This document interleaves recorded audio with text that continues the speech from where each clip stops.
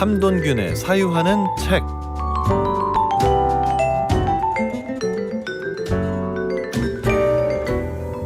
자, 오셨습니다. 그분이 함돈균 문학평론가님과 함께 사유하는 즐거움 얘기해 보겠습니다. 어서 오십시오. 네, 안녕하세요. 고생 많으셨습니다. 네, 죄송합니다. 네, 몇 분 거리를 몇 분 걸린 거예요? 한 30분 거리인데 2시간 걸렸습니다. 야, 저 어마어마하네요, 진짜로. 오늘 버스 파업의 여파가 상당하다고 하더라고요. 그러니까요. 네. 지금 뭐 서울 시내 곳곳이 다 그렇답니다. 네. 자, 여러분 죄송합니다. 늦었으니까 아주 농축해서 빠르게 쓸데없는 소리 안 하고 전해드리겠습니다. 원래 저기 크리스마스 이브에 뵈은 이후로 처음 뵙는 거라 새해 인사도 하고 새해 어떻게 보내시나 이런 얘기 하려고 했는데 다 빼고요. 네. 자, 이제 그림 이야기 바로 가겠습니다. 우리 지난주 얘기 살짝 한번 다시 정리해 볼까요? 예. 뭐 그 그림 아까 방금 그 동화 이야기라고 말씀하셨는데 네네네. 그동안 그 그림 이야기를 그림 동화라고 생각했는데 동화가 보통 가지고 있는 이제 요소가 어떤 소망을 충족하고 그다음에 아이들이 모험을 떠난 다음에 거기에 대해서 성장과 이제 성숙하게 되는 그런 식의 이야기. 뭐 그리고 또 그러니까 그렇게 생각 보통 하는데 그림 이야기는 아이가 등장하지만 사실은 이게 생존의 서사고 그래서 이게 동화라고 얘기하기보다는 그냥 이야기라고 하는 게 좋고 독일어로는 그냥 메르헨이라고 하는데 메르헨. 예, 특정한 작가가 사실 지은 창작 작품이 아니고 어떤 역사적 이유에 의해 가지고 그 전에 저 왔던 이야기들을 전부 다 이제 모은 민담집이거든요. 예, 그래서 이 그림 형제라고 이렇게 불리지만 이분들은 사실은 이 민담집을 묶음으로써 독일어 어휘 또 독일어 문법 이런 체계를 이제 완성한 그 언어학자들이에요, 사실은. 예, 그리고 이분들 다 그 독일의 그 괴팅겐 대학의 교수였고, 예. 좋습니다. 민담 모음집으로 봐야 된다. 네. 동화 아니다. 네, 주인공들의 애들이 나올 뿐이지 동화는 전혀 아니라는 네. 거고요. 낭만주의가 흔히 생각하는 로맨틱이 아니라고 짚어주신 점도 이제 굉장히 흥미로웠는데 그러면 이 그림 이야기가 영향을 받은 낭만주의 어떤 흐름인가요? 예, 이제 낭만주의라고 하면 그 낭만성이라는 낭만이란 말이 들어가니까 이게 무슨 로맨틱한 이야기로 생각을 하는데, 그죠? 네. 예, 낭만성과 낭만주의는 굉장히 다르고요. 이제 다만 이 낭만이란 말, 그 로맨티시즘이라는 말을 쓰게 된 거는 이게 이제 그 감성적이고 그다음에 상상력을 이렇게 자극하는 그런 이야기들이 이제 많이 있어서 그러는데 실제로 보면 이게 이제 등장한 이유는 이게 무슨 그 진짜 우리가 정서적인 어떤 힐링을 주려고 이렇게 등장한 그런 이야기가 아니고 이게 이제 19세기에 모아진 그 민담들이거든요. 19세기라고 하는 것이 이제 유럽에서는 그 이성주의, 합리주의 같은 것이 등장한 이제 계몽주의의 흐름이 철학적으로는 있었고 네. 그것을 통해 가지고 이제 산업혁명이라고 하는 이제 기술혁명이 이제 일어나고 자본주의 혁명이 일어나고요. 또 프랑스 혁명 이후에 또 자유평등이라고 하는 그런 정치혁명 같은 진행되는 이 여러 층의 어떤 혁명이 있었어요. 예, 근데 이것이 이제 보장한 어떤 그런 사회가 계몽을 통해서 인간의 삶을 좀 더 뭐 이렇게 좀 좋게 만든다든가 또 산업혁명을 통해 가지고 인간이 전보다 더 뭐 모두가 골고루 뭐 평등해진다든가 뭐 또 정치혁명을 통해 가지고 또 가지고 있었던 그런 이상 같은 것들이 실질적으로 결과적으로 보면 그것이 잘 구현이 되지 않았을 뿐만 아니라 또 굉장히 뭐 그 경제적 부가 편중돼 가지고 착취가 엄청난 그런 사회가 등장을 해 가지고 사회주의가 등장하기도 하고 또 그런 여러 그렇게 이 지성사가 이렇게 그 약속했었던 그런 것들이 잘 지켜지지 않는다라고 하는 그런 현실적인 관찰에 의해 가지고 거기에 대한 반발로 등장한 것이 이 낭만주의라고 하는 큰 어떤 예술사적 흐름이라고 볼 수 있습니다.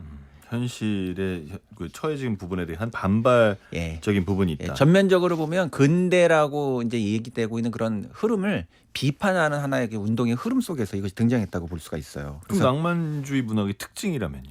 그러니까 이제 결국 이성에 대한 반발 같은 거, 합리주의에 대한 반발 같은 게 있으니까 이성으로 삶을 설명할 수 있느냐, 또 진보는 정말 인간을 인간답게 더 만들었느냐 이런 형태의 이제 질문이 이제 있는 거예요. 그러다 보니까 그 감정과 이성적 계산이 아닌 감정적인 부분과 상상력의 부분이 여기 들어가는데 이 감정과 상상력이라고 하는 게 실제 그림 이야기에서 보게 되면은 뭐 공포라든가 뭐 불안이라든가 또 인간의 욕망이라든가 이런 것들로 이제 등장을 하고 그런 것들을 통해 가지고 이야기가 진행되는 서사는 결국 이 생존, 살아남아야 된다라고 하는 이런 어떤 생존 서사 같은 것들을 이제 보여주는 이런 이야기라든가 그다음에 또 뭐 그 이성주의 합리주의라고 하는 건 모든 인간이 이성을 가지고 있다라고 하는 이제 그런 보편적 인간에 대한 개념을 가지고 있다 보니까 여기는 그것에 대한 반발이다 보니까 굉장히 특수한 인간들이 등장을 해요. 그래서 아이가 등장하는 것도 아이가 천사로서 등장하는 것이 아니라 어른이라고 하는 평균적 사회인이 아닌 존재가 이게 등장하는 거예요, 사실은. 이성을 갖춘 존재가 아닌. 예. 다른 존재가 등장하는 거죠. 그리고 그래서 뭐 그 또 주변부의 인간이 등장한다든가 또 광인이 많이 등장한다라든가 이런 것들도 되게 특징이에요. 그다음에 또 문명 사회의 그런 흐름하고 좀 이렇게 반발되는 그런 흐름들이 있다 보니까 자연이 등장을 하기 때문에 여기서 많이 이제 등장하는 게 숲 같은 거거든요. 근데 그 자연도 전혀 이 낭만화돼 있지 않아요. 그러니까 공포스러운 어떤 자연이라든가 인간이 버려지는 어떤 그런 공간이라든가 거기에서 뭐 이제 생존을 위해 가지고 뭔가를 이렇게 해야 되는 공간이라든가 이렇게 두려운 공간으로 이렇게 등장을 하고 또 숲이 우리가 일반적으로 사용할 때 막 숲 그런 막 예쁘고 아름답고 그렇죠. 휴식 있고 이게 아니고 핀란드에서 그런 게 아니에요. 네, 그런 거 아니고 예. 그 기계예요. 좀 약간 무섭고. 저 판타지 소설에 나오는 예. 정글의 개념에 좀 더 예. 가까운 것 같아요. 예. 뭐가 튀어나올지 모르겠네요. 그렇죠. 그러면서 이제 그런 신비가 있는데 그 신비라고 하는 것도 뭐 낭만적 신비가 아니라 공포에 의한 어떤 그 신비 같은 것이거든요. 그게 우리가 잘 모르는 거죠. 지금 말씀한 것처럼 뭐가 이게 튀어나올 줄 모르는 거야 이게. 예. 생존을 위해서 뭐가 우리를 또 위협할지 모른다라고 하는 그런 불안 같은 것들이 여기 이제 반영돼 있기도 하고 그러니까 집단적이고 민족적인 무의식이 인간 무의식이 여기 총 집결돼 있는 어떤 그런 이야기라고 볼 수 있어요. 근데 참 인간의 어떤 사상이나 사조는 항상 어떤 쪽 한쪽으로 수렴을 하고 수렴하고 난 다음에는 그거에 반발하는 쪽이 생기고 네. 그리고 싸우고 네. 다시 그거 두 개를 아우르는 새로운 주의가 나오고 이거는 네. 반복인 것 같아요. 네. 계속해서. 또 그럴 수밖에 없는 면도 있는 것 같아요. 예. 균형을 찾아가는 과정이라고 볼 수도 있고 역사가 늘. 근데 이제 그림 형제가 이걸 네. 쓴 게 아니라 이야기를 모았다라면 네. 근데 뭐 자기들 손에 들어오는 이야기를 다 썼을 것 같진 않고 그것들 가운데 선택을 하는 것도 그 작가의 의도가 좀 포함이 되지 않습니까? 네. 어떤 선택을 했고 또 이야기에 어떤 패턴이 있습니까? 예. 그래서 크게 보면은 이제 여기에서 그 모아놓은 이제 그림 이야기라고 모아놓은 그 판본들을 보면 지금 완성본으로 되어 있는 그런 판본들이 이제 한국에도 이제는 좀 등장을 했거든요. 네. 예전에는 파편적으로 뭐 백설공주 이야기, 백설공주 라고 이렇게 얘기하는데 원래 명칭도 백설공주는 아니에요. 뭐 눈처럼 흰 뭐 이렇게 되어 있어요 사실. 아. 원래는. 예. 우리나라 이제 말에 맞게 바꾼 거군요. 예, 월트 디즈니가 바꾼 거죠. 그건. 아 그렇습니까? 예. 네. 뭐 신데렐라도 뭐 신데렐라 그런 얘기 아니라 무슨 뭐 좀 다른 식의 명칭으로 붙어 있는데 그런 얘기를 모은 게 그 지금 독일에서 완성된 판본이라고 이제 되어 있는 최종 판본으로 되어 있는 게 200개 이야기가 200개 정도가 묶여 있어요. 예, 그래서 그리고 독일 그 지역에 독일이라고 하는 나라가 근대국가 통일되기 이전에 각 지역마다 가지고 있는 지역색들을 이제 모아놓은 그런 어떤 사투리 이런 것들도 굉장히 여기 많이 들어있고 예, 그런 이야기들이고 그래서 다양한 이야기들이 있는데 크게 보면 약간 공통점이 어떤 패턴이 있는데 그 패턴이라는 게 이제 그런 거 이야기가 길을 잃어버려. 네. 예, 그리고 헤매. 그러면 이제 길을 잃으면 넌 죽는다. 이런 식의 이야기 패턴이 있고 또 뭐 약속을 했는데 그 약속이라고 하는 것이 지키기 되게 어려운 약속을 했어. 예를 들면 네가 자식을 낳으면은 내가 너한테 지금 굶주리니까 이런 것을 줄 테니까 네가 이걸 먹는 대신 자식을 낳으면 나한테 자식을 줘야 된다. 이런 식의 거래. 굉장히 비인간적이죠. 비인간적 거래. 그게 라푼젤 이야기 같은 거예요, 사실은. 그래서 근데 그 약속을 또 깨면은 안 돼. 그래서 약속을 깨면은 또 공동체에서 배제된다라든가 이런 식의 얘기가 또 있어. 이 개구리 왕자 같은 얘기도 그런 것인데 그리고 현실의 공포라고 얘기할 수 있는 기근이라든가 가난이라든가 또 알 수 없는 어떤 그런 폭력 같은 거 이런 폭력을 행할 때는 사람이 등장하기도 하지만 마녀라든가 뭐 늑대라든가 늑대. 이런 것들이 등장하는데 그렇게 마녀라든가 동물과 같은 야수 같은 것이 등장하는 그런 어떻게 보면 약간 판타지스럽기 때문에 그걸 동화라고 생각하는지 모르지만 현실에서 가지고 있는 예측할 수 없는 공포, 불안 같은 것들이 그렇게 메타포가 만들어지는 것이거든요. 그런 얘기들이 이제 주된 패턴이라고 할 수 있고 또 그림 이야기를 이제 우리가 보게 될 때 어떤 코드가 있어요. 그러니까 어떤 자주 반복되는 아이템들이 있는데 아까 말씀드렸던 것처럼 이제 숲 같은 거 이런 건 이제 보호받을 수 없는 그런 어떤 세계, 길을 잃는 곳, 사회의 바깥 이런 것들을 상징하는 코드가 있다라든가 또 라푼젤 이야기 같은데 보면 이제 탑 같은 게 있는데 탑도 많이 나오죠. 예. 근데 탑이 또 보면은 명목상으로는 널 보호해주기 위해서 이 탑에다가 너를 놔둔다는 거야. 그러면서 완벽하게 외부와의 어떤 것을 차단하고 어떤 특정한 어떤 한 사람만 그 탑에 접근할 수 있는 그런 탑에 접근의 독점성을 가지고 있어요. 뭐 이런 식의 감금의 이야기라든가 또 이 이야기가 이제 그린 메리앤의 원 이야기가 가정과 어린이의 이야기거든요. 이게 네. 그래서 그러니까 가족이 많이 등장을 하는데 가족이라고 하는 것이 뭐 보호의 그런 어떤 장소라든가 또 이렇게 뭐 따뜻한 공간이라든가 그런 게 아니고 집이라고 하는 건 어떤 뭐 노동을 시키는 공간이야. 근데 노동을 시키는 것보다 애를 먹이는데 더 비용이 많이 들어. 그러면 애를 이제 버리는 거야. 이게 헨델과 이제 그레텔 같은 얘기거든요. 완전 이기주의적인 거죠. 네. 계산적인 거고. 네. 이기주의라기보다는 사실은 굉장히 냉정한 계산을 하는 공간이야. 부모도 계산을 내. 그래서 아이를 바라볼 때 이것을 비용으로 생각을 해요. 그러니까 가성비로 보는 거잖아요. 가성비. 얘를 얼마어치를 매기면 얘가 그렇죠. 얼마어치의 노동을 할 것이냐 이거 네. 보는 거잖아요. 네. 그런 공간을 이제 본다라든가 또 약속이나 계약서를 쓰는 이야기들이 되게 많아요.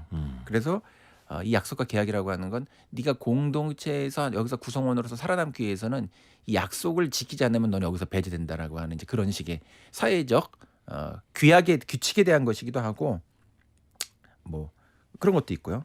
그다음에 또 늘 이제 이런 모험 이야기에서 등장하는 것처럼 어떤 테스트가 있다라든가 그다음에 어떤 이제 보상과 처벌 같은 것들이 테스트이어 있는데 동화라고 하면 이 보상과 처벌이라고 하는 것이 윤리적이고 어떤 교훈적인 도덕적 차원에서 그걸 이제 보거든요. 근데 이거는 철저하게 이 보상과 처벌이라고 하는 건 일종의 그 생존을 위한 테스트예요. 그리고 거기에서 어떤 전략을 세우느냐에 따라 가지고 살아남을 수 있기도 하고 살아남을 수 없기도 해. 그리고 그 전략을 세운다라고 하는 것도 주인공이 가지고 있는 지혜의 문제라기보다는 어떤 처해져 있는 생존 조건 같은 것들을 선택하는 문제거든요. 그래서 헨젤과 그레텔에서도 보면 이제 두 번의 탈출이 있는데 어떨 때는 그 탈출에 성공하고 어떨 때는 탈출하지 못하는데 지혜가 없어서 탈출하지 못하는 것이 아니라 생존의 조건에 대한 선택의 문제예요. 조건이 주어지지 않으면은 지혜가 있어도 선택하지 못하는 거야. 선택해봤자 실패하는 거야.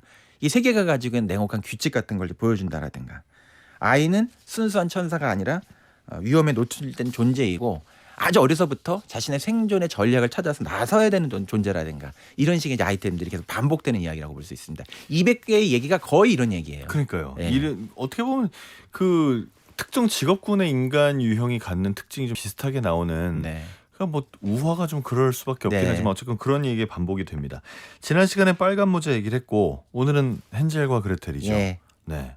어떻게 간단하게 한번 줄거리부터 얘기해 볼까요? 뭐 저 기억이 나실 수도 있고 안 나실 수도 있는데 그냥 뭐 간단한 버렸고 길 잃었고 길 찾으려고 빵 뿌렸는데 맞아요. 뭐 동물들이 빵 집어먹어서 길 잃었고 맞아요.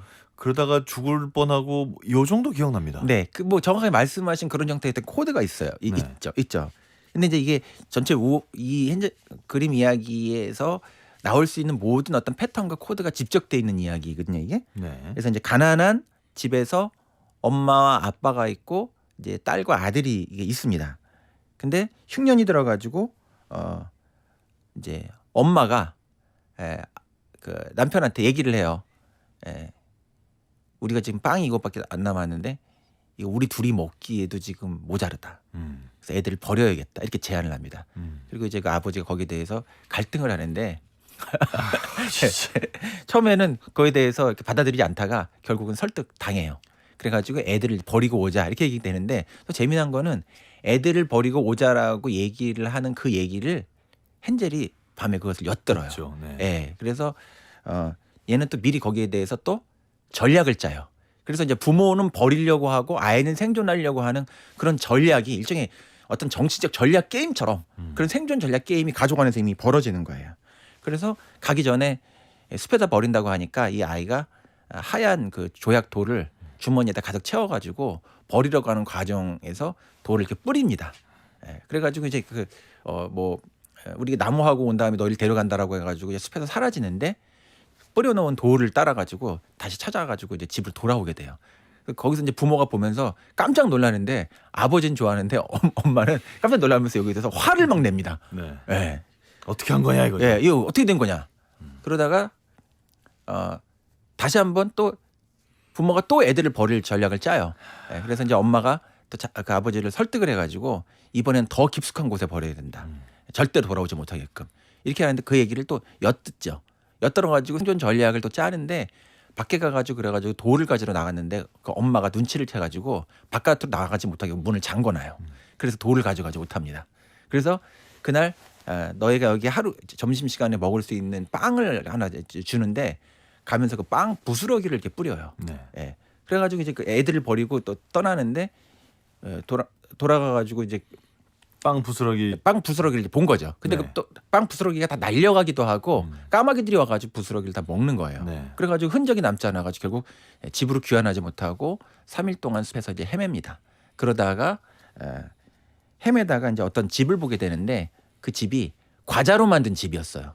그래서 지붕은 케이크로 돼 있고 그 다음에 이 집체는 과자로 되어 있는데 배가 고프니까 그 집을 애들이 막 먹습니다. 그러니까 거기 그 안에서 할머니가 나와가지고 안에서 들어오면 훨씬 따뜻한 불도 있고 더 맛있는 게 있고 초콜릿도 있는데 왜 거기 밖에 있냐 그러면서 데리고 와요. 그런데 이제 그게 마녀였던 거죠. 그래서 또 나오네 마녀. 근데 거기서 이제 마녀였고 헨젤과 이제 그레텔이 있는데 그 헨젤을 우리에 가둬요. 네. 그러면서 그레텔에게는 일을 시킵니다. 그러면서 지금 잡아먹으면은 아직 살이 찌지 않았기 때문에 살을 찌어서 잡아먹어야 된다 그래가지고 그레텔한테 헨젤의 우리에다가 이렇게 먹을 거를 넣어주는데 그걸 이제 먹죠. 그러면서 이제 매일매일 가가지고 얘가 얼마나 살쪘는지 보는 거예요. 근데 이제 헨젤이 거기서 기지를 발휘해가지고 그 안에서 우리에서 죽은 많은 애들이 있었던 거예요. 그 많은 애들의 뼈다귀를 이렇게 만지게 하는 거예요. 이렇게 손을 잡으려고. 근데 이 마녀가 눈이 시력이 굉장히 나빠가지고 그 손인 줄 알고 이제 뼈다귀를 주면서 아무리 먹여도 얘가 죽질 않는 거죠. 살이 찌지 않는 것이죠. 그래서 이제 어느 날 더 이상은 안 되겠다 해가지고 이제 직접 잡아먹어야겠다고 하면서 이제 화덕에다가 피자처럼 애들을 이제 구우려고 정말 잔혹한 얘기입니다. 뭐 불을 이제 화덕을 데피라고 얘기하는데 그레텔이 이게 어떻게 데피는지 모르겠다 이렇게 좀 알려달라고 얘기했더니 이제 마녀가 화덕에 이렇게 머리를 들이미는 순간 그레텔이 밀어 넣어가지고 화덕에 이제 이 마녀를 구워요. 마녀를 구워버립니다. 네. 그리고 이제 걔네들이 이제 탈출을 하고 그 마녀가 가지고 있었던 보물들이 있었어요. 그래서 보물을 가지고 이제 탈출해서 이제 돌아오는 그런 얘기예요. 돌아왔더니 이제 엄마는 없고 아빠만 이제 살아 있었어요. 뭐 그런 얘기입니다. 이게 지금 말씀드렸던 요약했던 것이 근데 다 정확한 상징적 코드를 가지고 있어요. 그러니까 이제 그런 걸 알아보는 게 오늘의 재미일 예. 텐데 18세기에 우리나라도 뭐 경신 대기근 있어가지고 뭐 사람들 네. 굶어 죽고 아이를 잡아먹었네 이런 민간 썰들이 있잖아요. 네. 아이를 잡아먹은거나 아이를 숲에 버린거나 뭐 비슷하게 똑같죠. 잔인하네요. 네. 여기 나오는 그 메타포들 좀 볼까요? 그러면 네. 어떻게 봐야 됩니까? 각각의 이야기에 깃들어 있는 숨은 뜻. 예, 일단 뭐 여기 나오는 그냥 하나하나의 그 아이템 같은 것들을 좀 보게 되면은 너희는 일 못하면 버림받아 마땅해 이걸 알려주는 건가요?